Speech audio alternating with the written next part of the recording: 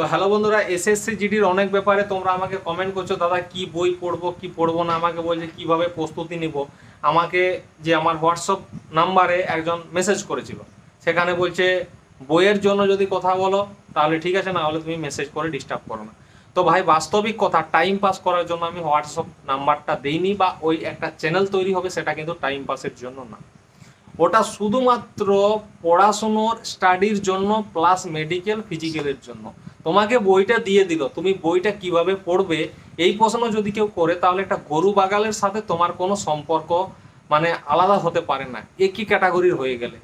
ঠিক আছে, তাকে একটা বই ধরিয়ে দিলে সে বলে বইটা কিভাবে পড়বো, বইটা কোন দিক থেকে পড়বো। তাহলে তুমি যে মাধ্যমিক পাস করেছো, তুমি নিশ্চয়ই তাহলে পড়াশোনা করোনি, নোট করে মাধ্যমিক পাস করেছো, অথবা মাস্টার নাম্বার দিয়ে পাস করেছে, যার জন্য তুমি একটা পড়াশোনার বই কিভাবে পড়তে হয় সেইটুকুই তোমার জ্ঞান নেই। স্কুলের পড়াশোনার বই চাকরির বইয়ের মধ্যে কোনো তফাৎ নেই, পড়া প্রথম থেকে